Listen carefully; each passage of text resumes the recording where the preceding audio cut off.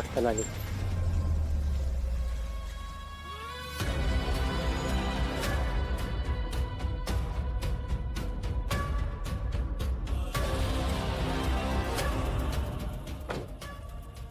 लाईत काय झालं?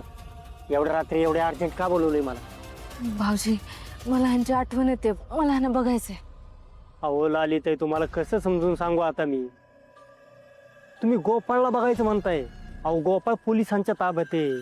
तुम्हाला जेलमध्ये जावं लागेल. लालिताई, तुम्ही जर असं जेलमध्ये गेला ना, आधीच त्या जामकराला तुमच्यावर संशय आलाय. आई तर त्याच्या तावडीत सापडाल तुम्ही. आता जे काय व्हायचं ते होते. सुधाकर भाऊजींनी गोळी झाडली तेव्हापासून ह्यांच्या काळजीने झोप नाही लागत आहे मला. 10 दिवसानंतर त्यांना बघितलं पण नाहीये मी. ठीक आहे, तुम्हाला फक्त गोपाळला बघायचं आहे ना? हा, एवढंच आहे ना? उद्या कोर्टाची तारीख आहे, गोपाळ तिथं येईल, तिथं बघा. अहो एका दिवसानं काय नाही होत लालिताई. पण तुम्ही आत्ता जर हट्टाला पेटला आणि त्याला बघायचं म्हणलं ना, तर त्या जामकरच्या तावडीत सापडाल. आणि गोपाळला तेच पाहिजे लालिताई, माझं ऐका. तुमच्या सगळ्या कष्टाची माती होईल. तुम्हाला असं पाहिजे का झालेलं? नाही. फक्त काही दिवस, फक्त अजून काही दिवस तुमच्या भावनांना आवर घाला. आणि रात्रीचं पण फिरायचं जरा कमी करा.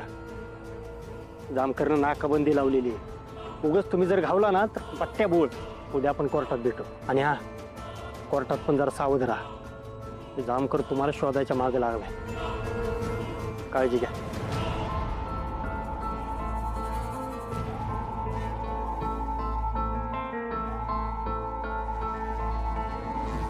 पण काम करतात का? नसीमध्ये असतात का? साहेब, मला वाटतं लाली जिवंत नाहीये. लाली जिवंत आहे. जिवंत आहे लाली, शोधा तिला.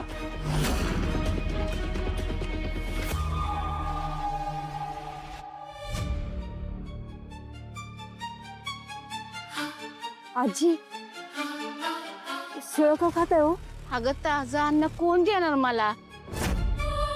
आता या वयात काय मजुरी करून कशी पोट भरणार मी? गावातली सगळी देतील ती खाते ग मी. तुम्हाला ताजं खायचंय का? पोटभर जेवायचंय? ताज अगं लई दिस झालं ताजं अन्न नाही खाल्लं ग.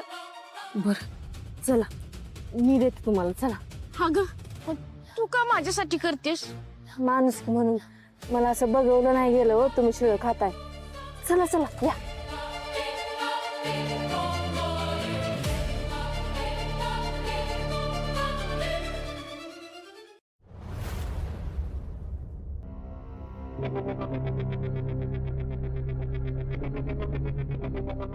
रंजे, अगं केव्हापासून उभी आहेस इथं? ये आहेस, बस इथं. आणि अजून हे आले नाहीत का ग? रंजे, अगं नका काळजी करू, येतील ते. हे बघ, आलेच बघ.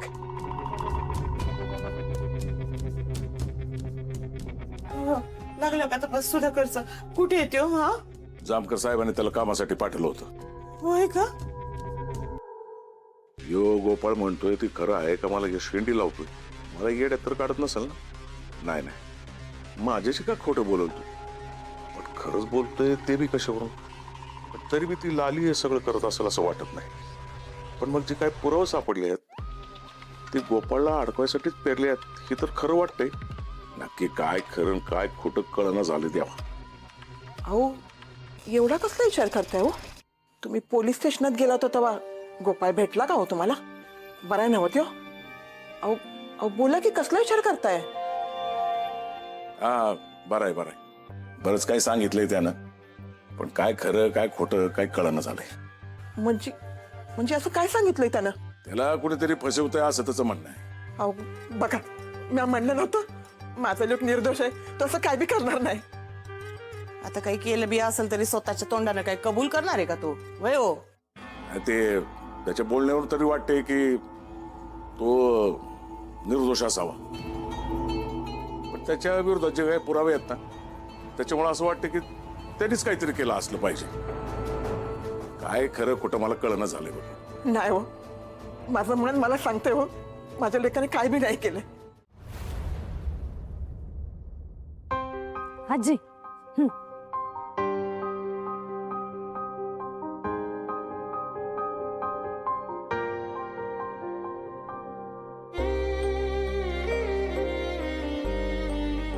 पोरी हा ग लय दिवसांनी असं ताजं ताजं खातीये ग.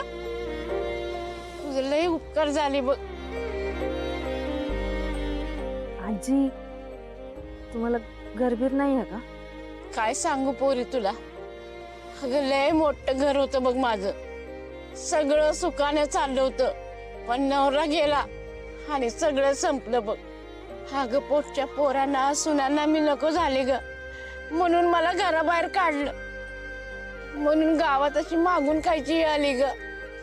पोरी तुला सांगते बघ, बाईचा नवरा गेला की तिला कुणीच नसते बघ. जे सुख नवऱ्याच्या राज्यात मिळतं ते पोरांच्या सुनेच्या राज्यात आणि नातवंडांच्या राज्यात नाही मिळत ग.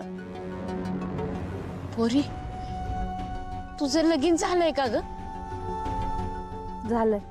मग तू अशी लपत का फिरतेस? पोरी मला खरं खरं सांग, नवऱ्याला सोडून आलीस का खून बीन करून आलीस काय?